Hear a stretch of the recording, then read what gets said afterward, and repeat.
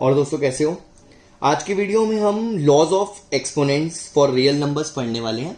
पिछली वीडियो में हमने 1.5 एक्सरसाइज पूरी कंप्लीट की थी और आज की वीडियो में हम लॉज पढ़ेंगे एक्सपोनेंट्स के। एक्सपोनेंट्स जो है आपने क्लास 7th में भी पढ़ा हुआ है और आपने क्लास 8th में भी पढ़ा हुआ है, तो वही एक्सपोनेंट्स है, ज्यादा कुछ नहीं है। बहुत ही सिंपल सा एक्सपोनेंट्स आपका एनसीईआरटी के अंदर दिया हुआ है जो मैं आपके सामने रख रहा हूं। तो इसके कुछ रूल्स हैं जो आपको अभी याद आ जाएंगे कि हाँ हमने ये पढ़े हुए हैं, तो वो रूल्स पहले रिवाइज करते हैं। a raised to the power m into a raised to the power n is equal to a raised to the power m plus n। ये हमारा है a raised to the power m into a raised to the power n is equal to a raised to the power m plus n। यानी कि जब base same होता है तो multiply के केस में पावर्स को ऐड करते हैं तो हमारे सामने ये a raised to the power n m into a raised to the power n जो है वो a raised to the power m plus n बन जाएगा। सेकेंड लॉ जो है हमारा, इसी को जब बेस सेम होता है तो डिवाइड के केस में ये सब्ट्रैक्ट हो जाता है। This is a m minus n, तो ये m माइनस n हो जाता है। This is law number 2। Third law पर आते हैं। किसी भी नंबर की अगर कोई पावर के एक और पावर दी हो तो हम पावर्स को आपस में मल्टीप्लाई कर देते हैं, तो ये हो जाएगा a raise to the power mn। और फोर्थ लॉ पर आते हैं। अगर a raise to the power m और b raise to the power भी m हो तो हम इसको एक साथ a b raise to the power m लिख सकते हैं। This is law number 4। किसी भी नंबर की पावर जब नेगेटिव होगी तो उसका रेसिप्रोकल करके पावर को पॉजिटिव कर दिया जाता है। ये लॉ नंबर 5। और लास्ट और सबसे इंपॉर्टेंट कि किसी भी नंबर की पावर 0 हमेशा 1 होती है। और मैं बच्चों से अक्सर बोलता हूं कि किसी भी नंबर की पावर 0 1 क्यों होती है, ये अपने टीचर से जरूर पूछिए। और अगर आपको आंसर ना मिले बाई चांस तो इसके लिए मैंने एक वीडियो बना रखी है, any number raise to the power 0 is 1, उसको जरूर देखना और ये आपको पता चलेगा एक बहुत ही इंटरेस्टिंग सा fact, a raised to the power 0, that means any number raised to the power 0 is 1, और वो क्यों होती है।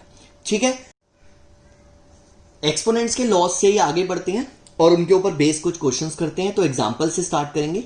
सबसे पहले example number 21 which is on page number 26। तो एग्जांपल नंबर 21 पर आते हैं। ये हमारे सामने सिंप्लीफाई का क्वेश्चन है। सिंप्लीफाई प्योरली एक्सपोनेंट्स के लॉज के ऊपर बेस्ड है। फर्स्ट पार्ट को अगर आप देखो, 2 raise to the power 2/3 into 2 raise to the power 1/3। अगर आप याद करो, a raise to the power m into a raise to the power n is a raise to the power m plus n। तो हमने उस law को use किया और हमें पता है कि पावर्स ऐड होंगी, तो ये 2 रेज टू द पावर 3/3 आएगा which is 2 raise to the power 1, और 2 रेज टू द पावर 1 हमारा क्या आ जाएगा 2। ये हमारा फर्स्ट पार्ट हो गया।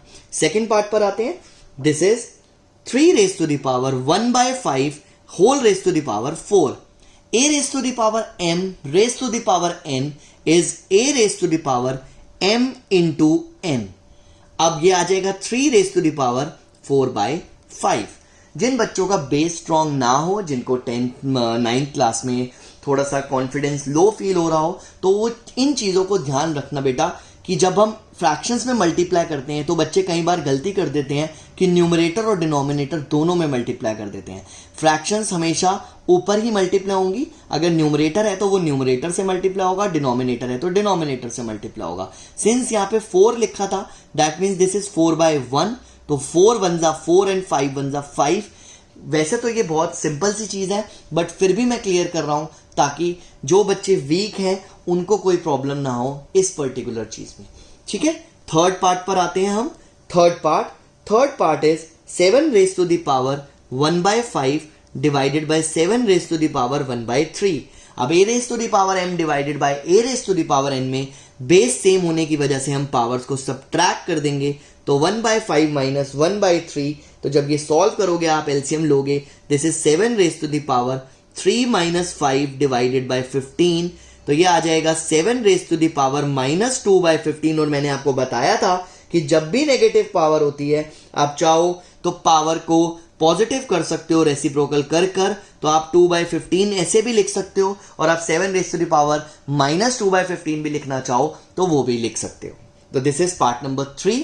अगले पार्ट पर आते हैं, पार्ट नंबर 4 पर। Part number 4 is 13 raise to the power 1/5 into 17 raise to the power 1/5। Since यहाँ पे बेस जो है वो डिफरेंट है लेकिन पावर सेम है, तो 13 into 17 whole raise to the power 1/5 लिख सकते हैं, और ये हमारा मल्टीप्लाई करके 221 आ जाएगा which is raise to the power 1/5, और यही हमारा फाइनल आंसर होगा। This is example number 21, page number 26, NCERT chapter 1 class 9th, और चैप्टर का नाम है नंबर सिस्टम। और अब हम आते हैं अपनी अगली और लास्ट एक्सरसाइज पर विच इज 1.6 एक्सरसाइज, जो प्योरली एक्सपोनेंट्स के ऊपर बेस्ड है, और उसको सॉल्व करते हैं।